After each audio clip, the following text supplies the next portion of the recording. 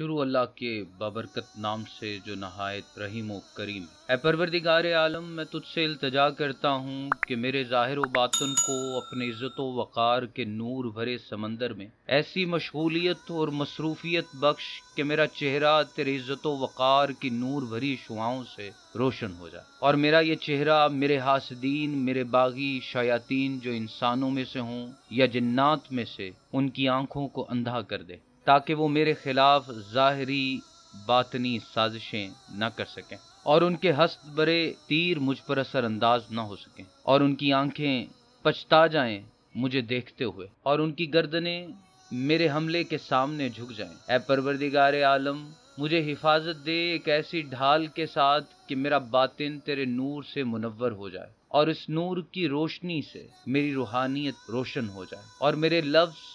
میرے اعمال اس نور کے احساس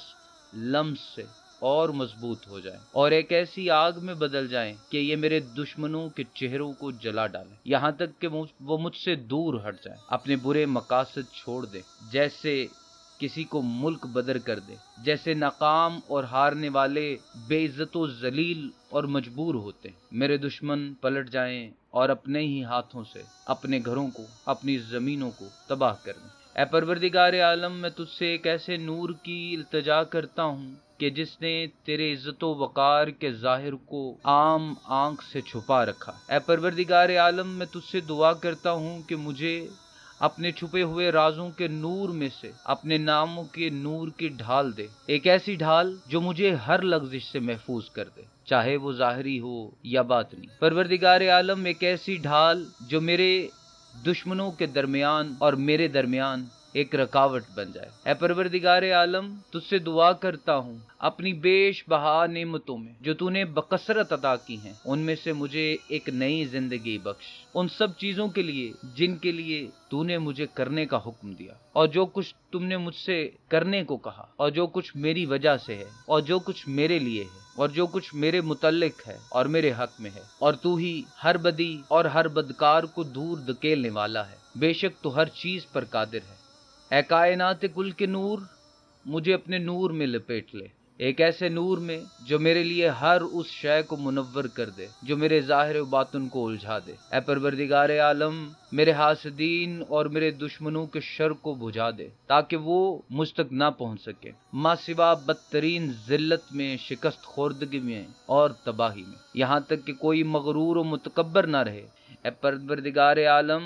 جہنم کے محافظوں کو مجھے پکڑنے سے روک دے، اور ان چبوتروں کو ان فرشتوں کے ذریعے گرا دے جس کی تعداد 8 ہے، میرے دشمنوں کو پیشانی کے بالوں سے پکڑ لے۔ تجھے تیرے ان ناموں کا واسطہ ہے جو تو نے اپنے بارے میں بتائے ہیں اور اپنی مقدس کتاب میں اتارے ہیں، اور اپنی مخلوقات میں سے ایک مخلوق کو ان کا مطلب سمجھایا ہے، اور تو نے اپنی موجودگی کو اندیکھی مخلوق کے علم میں رکھا ہے۔ تجھے واسطہ ہے تیری قدرت کا، ہر چیز تیری ملکیت ہے۔ اے سچے، اے حی القیوم، ہمیشہ زندہ رہنے والے، اے مالک کل، اے مددگار کل، میں التجا کرتا ہوں تیرے خوبصورت ناموں سے، تیرے مکمل اور بلند صفات سے، تیرے عظیم ترین عزت و وقار سے، تیرے عرش جس پر شامل ہے ان سے، اور اس سے جو اس عرش پر فائز ہیں، اے مالک کل، اس سے جو تیرے قریب تر ہے، اور اس سے جو قریب کرتا ہے اور نیچے آتا ہے، یہاں تک کہ وہ 2 کمانوں کی طرح۔ میں التجا کرتا ہوں تیری رحمتوں کا ہیبت والا سورج، قادر و مقتدر سورج میرے چہرے پر چمکے اور اندھا کر دے ہر اس آنکھ کو جو مجھے دشمنی، ذلت اور کمتری سے دیکھے۔ تیری رحمتوں کا ہیبت والا قادر و مقتدر سورج انہیں مجھ سے دور کر دے، یہاں تک کہ ان کی باقیات بھی نہ بچیں اور انہیں کسی سے حفاظت بھی میسر نہ آ سکے۔ اللہ کے نام سے ہمارے سامنے، ہمارے پیچھے، ہمارے اوپر، ہمارے نیچے، ہمارے دائیں، ہمارے بائیں، اے ہمارے مالک کل، اے ہمارے مولا، ہماری دعاؤں، التجاؤں کو قبولیت عطا فرما۔ وہ لوگ جنہوں نے ہمارے ساتھ برا کیا، ان کا